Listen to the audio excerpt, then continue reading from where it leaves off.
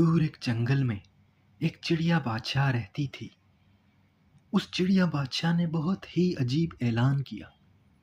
उस ऐलान में उसने कहा कि जो शख्स अपनी 3 ख्वाहिशें मुझे बताकर मुझे खुश करेगा, मैं उसको 1000 अशरफियाँ दूँगी, और जो शख्स अपनी 3 ख्वाहिशें मुझे बताकर मुझे खुश न कर सका, उसे कैद खाने में डाल दूँगी। उसी जंगल में एक बहुत ही होशियार दानिशमंद कबूतर रहता था, जिसका नाम टप्पू कबूतर था। लोगों ने उसे इस ऐलान के बारे में बताया। वो ये ऐलान सुनकर बहुत खुश हुआ और उसने इस मुकाबले में हिस्सा लेने का ऐलान किया। अरे टप्पू मेरे दोस्त, तुमने सुना है चिड़िया बादशाह ने बड़ा अजीब सा ऐलान किया है। अरे हाँ कल्लू, मैंने सुना है। आज मैं भी उस मुकाबले में हिस्सा लेने जा रहा हूँ। अरे टप्पू, एक समस्या है। अगर तुम 3 ख्वाहिशें बताकर चिड़िया बादशाह को खुश ना कर सके तो वो तुम्हें कैद खाने में डाल देगा।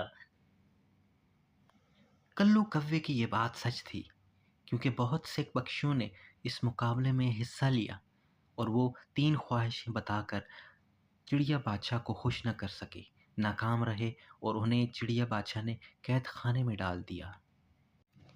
आज जब टप्पू कबूतर की मुकाबले की बारी आई तो जहाँ पना, इस नाचीज को टप्पू कबूतर कहते हैं।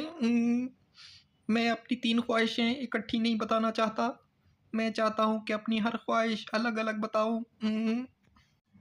हाँ टप्पू कबूतर, कबूल है, बोलो।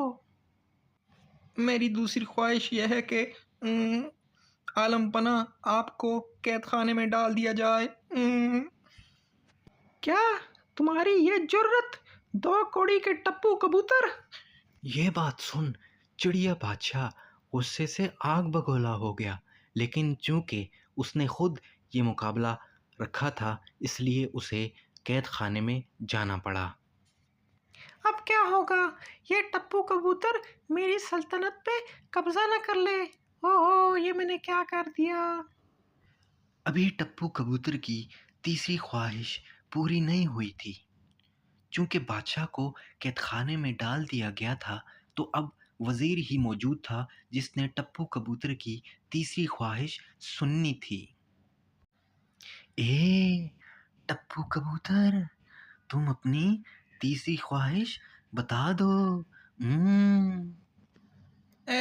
मेरी तीसरी ख्वाहिश यह है कि बादशाह सलामत को कैद खाने से निकाल दिया जाए। यूं बादशाह सलामत को जब कैद खाने से निकाला तो बादशाह सलामत की खुशी की कोई इंतहा न थी। इस तरह से टप्पू कबूतर ने अपनी 3 ख्वाहिशें बताकर बादशाह सलामत को खुश किया। बादशाह सलामत ने खुशी में आकर जो कैदी कैद खाने में कैद किए थे, उनको भी रिहा कर दिया।